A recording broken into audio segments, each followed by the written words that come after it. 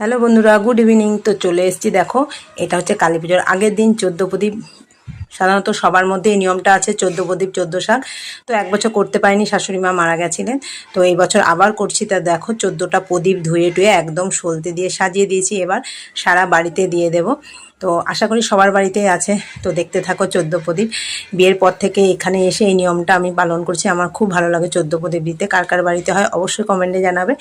আর finally আমার প্রদীপগুলো ধরানো হয়ে গেছে। প্রথমে ঠাকুরকে আরতি করে ঠাকুরের সামনে একটা দেব, মানে ঠাকুর ঘর থেকেই 14 প্রদীপ আমি স্টার্ট করব।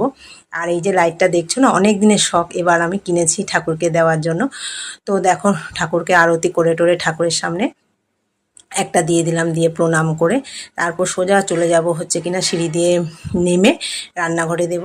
একটা একটা করে 14 প্রদীপগুলো দিচ্ছি। যেখানে অন্ধকার, বলে আজকের দিনে অন্ধকার রাখতে নেই, বাড়ির আনাচে কোনাচে যেখানে অন্ধকার থাকবে সেখানেই প্রদীপ দিয়ে আলোয় আলোকিত ভরিয়ে দিতে হবে। তো ফাইনালি আমার মোটামুটি প্রদীপগুলো দেওয়া হয়ে গেছে। আমার গেটে দিয়েছি, মেন গেটে দিয়েছি। তো চলো দেখতে দেখতে 14 প্রদীপ সাজানো হয়ে গেছে। আর এই যে মেয়ের বান্ধবী এসছে, দুজনে মিলে এবার আমাদের বাড়িতে এসেছিলো। তো সবাই মিলে, আমার ছেলে, জায়ের ছেলে, বান্ধবী আর মেয়ে, সবাই মিলে ফানুসটা ওড়ানোর চেষ্টা করছিল। বাট কেন যেন ফানুসটা ওড়েনি, মানে ওই যে ইয়েটা থাকে না, কর্পূরটা ডিসব্যালেন্স হয়ে গেছিলো।